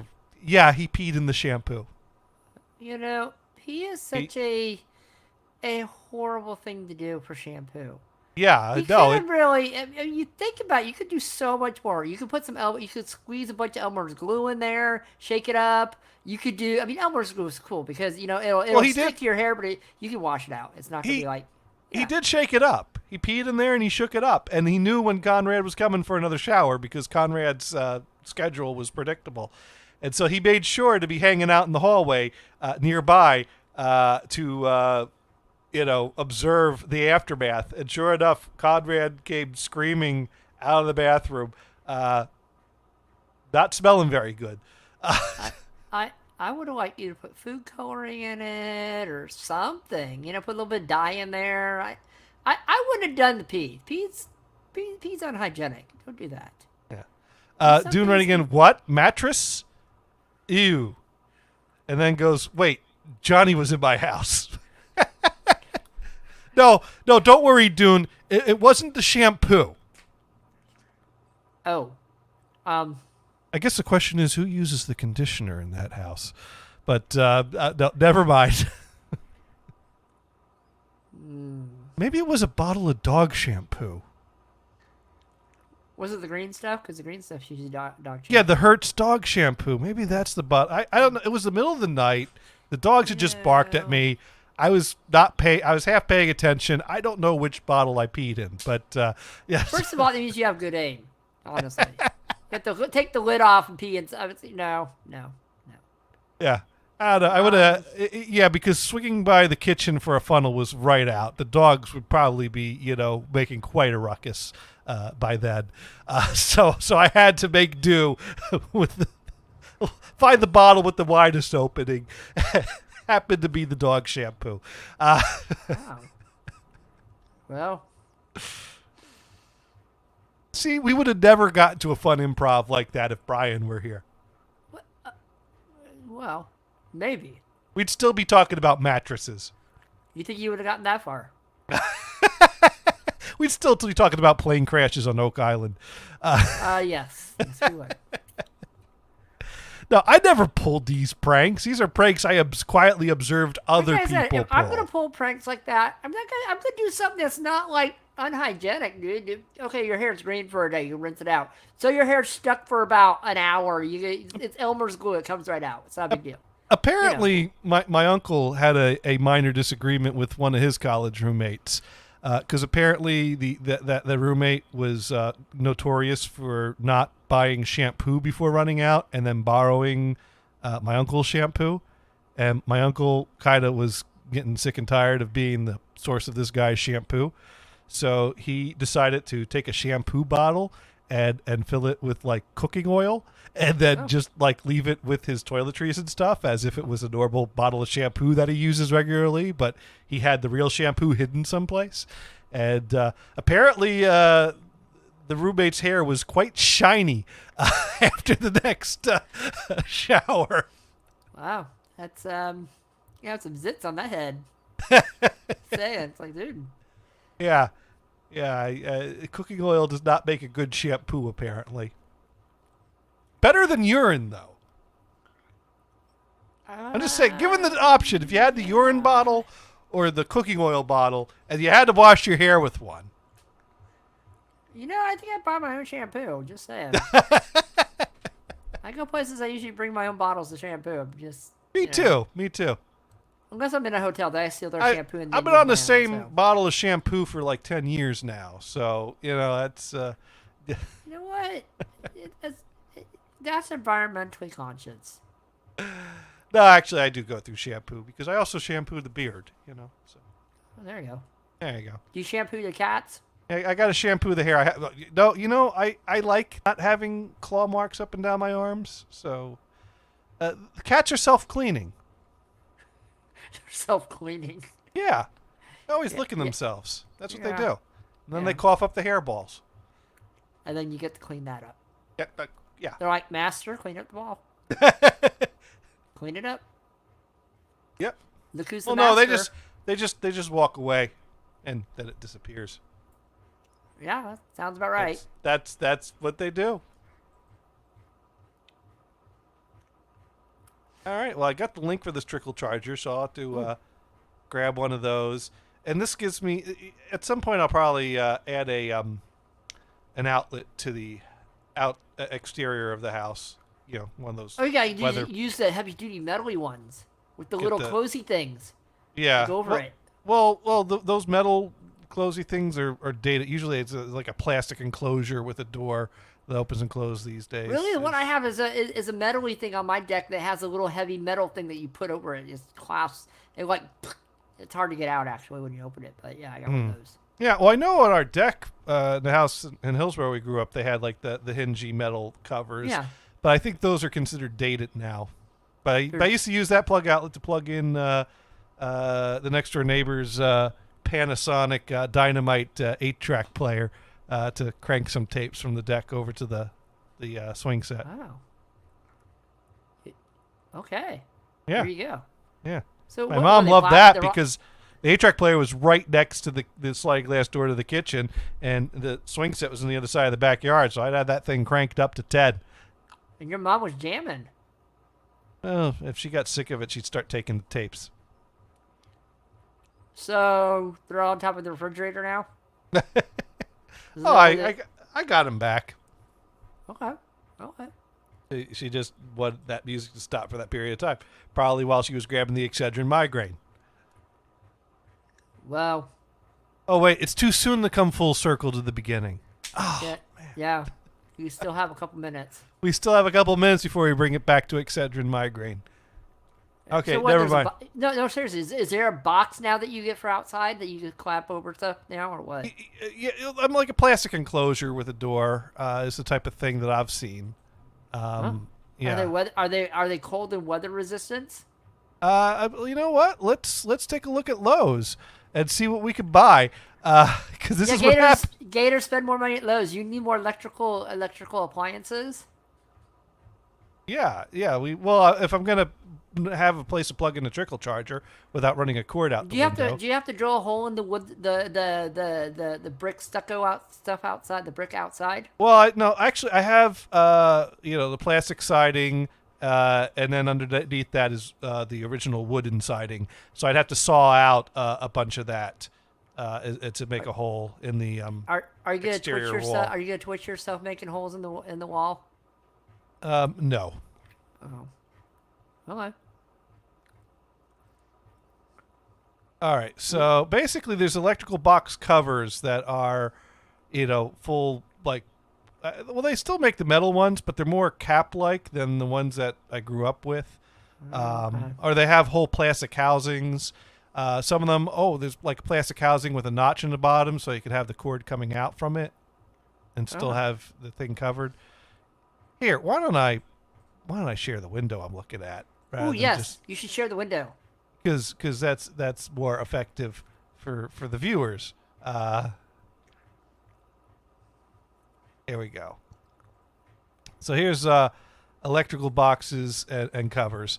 As you can see, you got the plastic covers on there, and things like that is more what is being used for outdoor weatherproof box covers.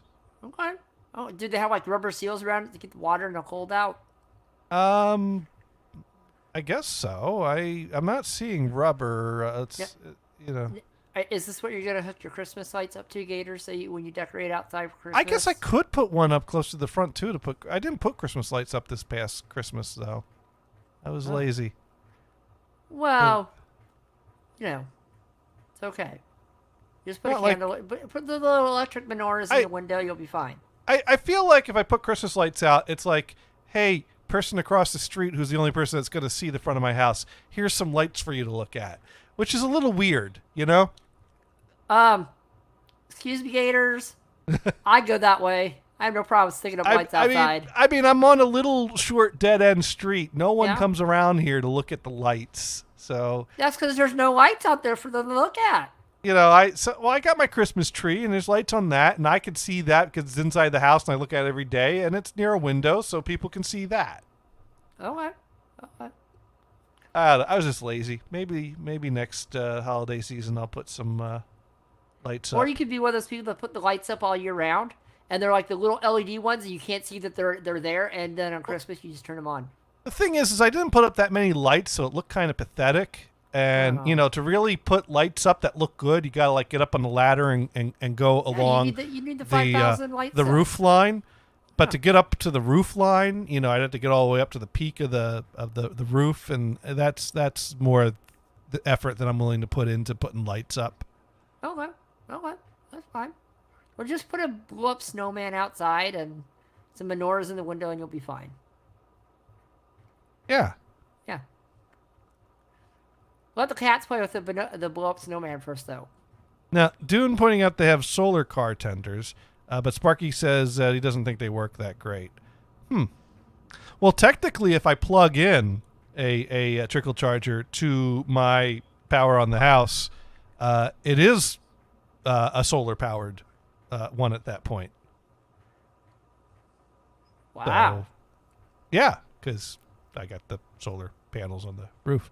So that counts, right? Yeah. That works. All right. Well, we need about 10 minutes of interruptions this week is what we needed. Yeah, see, that's the problem. Brian interrupts so much that you run out of content. Yeah. It'd be nice if we get just a little bit of his interruptions. I'm sorry, I don't interrupt that much. I try. No. You're good. I have no problem. It's just if Brian dialed back the interruptions a little bit, we'd have a nice balance. But then it wouldn't be Brian and Gators. You're right. It wouldn't be the same. And you wouldn't be able to take your stuff that you did the last week and add it to the week after. There's that. Although things are piling up, we're going to have quite a few Twitch finds on the next Dune and Johnny show. Are you gonna actually have a show, or is it just Twitch Day? I don't know. Well, I mean, it takes Dune an hour to get me to calm down enough to be able to shift gears onto Twitch finds. So, poor Dune. Yeah. I'm sorry, Dune. I'm sorry. It's the part of the show everyone tunes in for. What crazy shit is Gator's gonna ramble on? You know what? What did I? Sparky Toast writing in. Did you notice your green blocks of the Rubik's Cube are flashing a pink color on the screen? Yeah, it's the green screen effect. That's the problem with having something this multicolored. Is that if I green screen it, it messes with the green on the cube. But okay, you should have said yes. I built it that way. That's the level of professionalism you've come to expect from this show. That's what I could do. I could review what I know. I've ranted about a lot of things on Twitter this past week. Wait, with or without capitals? Yes. Dude, do you have a capital filter on your Twitter? I want to know. Welcome to 2021. We're preparing some tunes for the car. Requires rummaging around the house for USB to SD adapter, then an SD to micro SD adapter. Did you find one? Yes, I did, and it still didn't work. Because when I connected my micro SD card from my phone into the adapter and connected to my computer, The computer said there was an error on the card, on the hard drive, because it recognizes it as a external hard drive, and that it needs to be fixed. And I ran the repair option, and it said, no, we couldn't repair it. And then when I tried to create a folder, it created a folder that was filled with garbage that if I disconnected, reconnected the drive, would just disappear. Maybe the SD card's pooched. But the SD card works perfectly fine in my phone. But when I connect the phone with USB to my computer, it won't let me actually copy anything onto the SD card because it says I don't have permission to do that. Even though it's my phone and my card and my files. And I have a question for you. Yes? Did you want that stuff local, or do you care if it's streaming online? I was just trying to copy some tunes onto my SD card, so that was local. I wasn't trying to stream anything. Because you could always have a Dropbox and have Dropbox in there and just stream stuff, but make a playlist on Dropbox and do it. But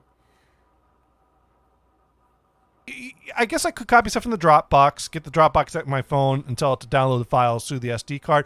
But it's like, why do I have to go through that many steps to just get some damn files from one drive to another drive? I just want to drag and drop them onto my phone. I just want to move some MP3s on my phone. Why is this so hard? It used to be you just connect it, you drag and dropped, bam, files on phone. I have another question for you, Gators. Okay. When you connected your phone, which mode did you set your copy file to? Which one did you do? PPTP or did you do MCP or which format did you set it to for your phone to recognize your PC? I just connected it with USB and my computer saw it there and my it's computer Android, right? showed, yeah, it's a Droid. Okay, when you do that, look up at your notifications. It'll say connected this way. Also, what you want to do is go into your advanced. Yeah. And on the very bottom, make sure you're allow what is it called? Allow external sources on. Mm-hmm. Turn that on, and then you can then up in your notifications when you connect it, you'll see something up there that you want to connect it to. Because the many different types let you see the card different ways. Like the PPTP will let you basically it'll see it as a hard drive. Okay. The other way will let you see it as a thing for photos and stuff like that. It's like right. Ways I just wanted to see something to drag and drop, and then when that didn't work, it's like, okay, well, I'll just put it in the card reader, and then it'll be a drive, and I could drag and drop, and then it was getting all corrupt. And now it's like, well, which one of these things is it so? And mind you, it's like I'm jumping into the car to head down the shore in a half hour. I just want to throw some like tunes. At the last second. No, I understand that too. Yeah. This is not what I want to be figuring out. Why my damn SD card won't let me drive? It's like technology has failed me again. Woe is me. Sarky just already and calm down, Johnny. Entire cast was calm. Now, the last 5 minutes, your blood pressure goes up. No, I got pills for that. I'm fine. What else? Oh, and then there's this one department at my job that I don't know what they're doing, but they're doing something, and Outlook is one of the worst pieces of software that has ever been created. I can tell you that, yes. You're laughing because you know how true that is. I know how true that is, yeah. Outlook is, I mean, whenever anyone has a problem with email, the first thing you do is you have them go through the web client and see if they still have the problem, and then when they come back and say, no, it works fine there, you roll your eyes and go, oh, fucking Outlook. Mm-hmm. Because, how is it Microsoft can build a perfectly stable web client that looks and feels and acts just like Outlook, and then they build this piece of software called Outlook that never does anything right? Can't they just make it be like the browser version? You can tell them to open it up in their browser on their phone. Well, the problem I have is people use Outlook on their computers. Yeah. We install it there, and it's pinned to their taskbar, so that's what they use. Outlook has this caching feature that it will cache email addresses and contacts that you email, so that when you go and open an email and you start typing someone's name in the to field, it'll auto-complete it. And people then come to rely on this. So much so that if you build a new computer, they're like, where are all my contacts? In your contact list. What's a contact list? Well, don't you have... No, when I type in, how come it's not filling it in automatically? Because that's autocomplete. That automatically populates yourself as you use it as a feature. It's not some... Just keep using your computer. It'll eventually come back. Yeah. Well, not only is that bad, but for some reason, I'm now running into a situation where this one department is having other internal people in their department becoming cached multiple times under the same email address. Oh. So this one person opens up a ticket going, I want to find an email that Joe sent me. I sort my I want to find an email I sent Joe. So I go into my sent folder. I sort by person. I look in all the emails I sent to Joe. I can't find the email. Takes me a half hour to figure out that there's a whole other Joe that's the same person, the same email address, but it's got the number 1 after it. And the email I was looking for was categorized under that Joe contact instead of the first Joe contact. And it throws me off and I can't find anything. And so it's like, well, somehow it's cached Joe twice, even though it's the same email address. So I had her clear the autocomplete and build it back up. And that fixed the problem until it started happening again. And it's happened like 5 fucking times over the course of a number of months. And so and now I got another guy, the same department. He goes, whenever I set up a meeting, I can't see half the people's availability. It says that I don't have permission to look at their availability. Clear out the cached entries. And it cleared it right out because there was some like cached version of it that was doing it like externally instead of internally, even though it's an internal address. And so it was not giving him permission to view their calendar. So what he's doing is he's looking at it's a laptop, right? So he's looking at that stuff at home, he's opening Outlook, not on the internal network. And that's why when it comes in, it thinks it's still on the external network and not the internal. That's what that's doing. Shouldn't Outlook be smart enough to not cache the same people multiple times? No. This is Microsoft. Don't think they're smart. But that's a problem, and that's creating problems for my end users, and I'm supposed to fix that. You are fixing it. You're telling them to clean their cache out. So, but that fixes it until it becomes a problem again. I know. And not to mention, that doesn't fix the history of sent items that have already been separated out. Mm-hmm. So that is why I sent a tweet bitching at Microsoft that they need to make a fucking stable version of Outlook that doesn't fuck everything up it touches! ! ! ! ! ! ! ! So that's that tweet.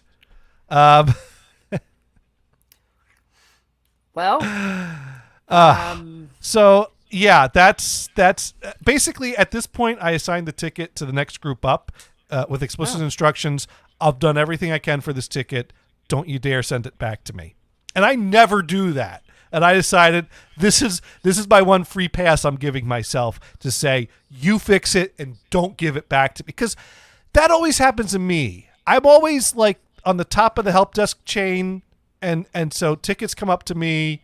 I can't give it to anyone else if they don't know how to do it. And if I send it to sysadmins, they say, this isn't a system related issue.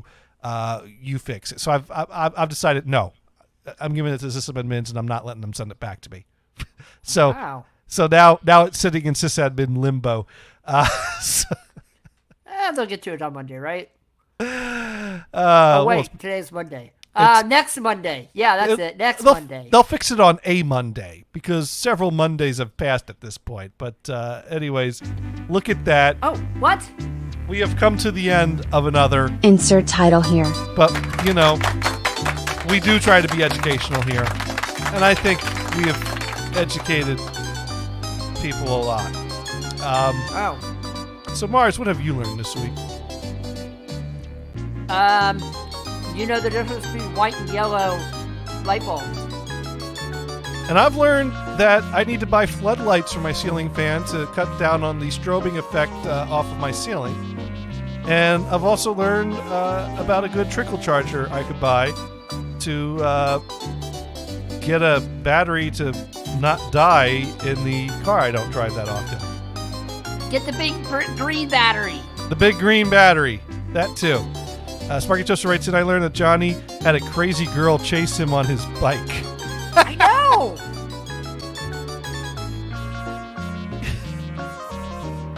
Damn, that sounds way cooler than it was. Thank you, Sparky, for dressing that story up a bit. You had your chance. She was in your blind spot. You could have ran her over. I'm gonna have to remember that for future tellings of that story. Yeah, this crazy girl was chasing me on my bike. I keep having that problem with all the crazy girls chasing me around the neighborhood. Yeah. No, usually I chase the crazy girls. Actually, I think I think we've both chased the same crazy girl at the same time. I didn't chase her as hard as you did. I didn't go to a whole convention. Oh, that's too much. I'm like, If you could have driven there, you would have driven. You know what? I probably would have driven met her mom first, honestly, just to hang out with her because her mom was cool. Her mom was cool. Yeah, but Stella was cool. Yeah, she was. But I need to go, Gators. Okay. Because I have to pee for the last hour and 42 minutes. Well, while you go pee, we're going to go find someone to raid. Oh, yeah, so we're raiding. Thank you for joining us. I got to see who's live. Let's see. You know what? Is Ray Rachel started yet, or is she doing the getting ready to start? Because I hate raiding a inactive still so let's see. I understand that. Yeah, we got a few options. So I'm gonna go check them out and see. Oh, now I'm getting ads. Crispy, juicy, tender. This ain't a tampon commercial. So tender. Oh, that's disgusting, so Gators. That's disgusting. Oh, it's for the McDonald's chicken sandwich. Is that what it is? Yeah. Ray Rachel's live. We're gonna go raid her. So go Ray Rachel. Yeah. So tell her we sent you and say hi. And yeah. All right. I'll see you guys later. Enjoy Ray Rachel. All right, and good night. Good night.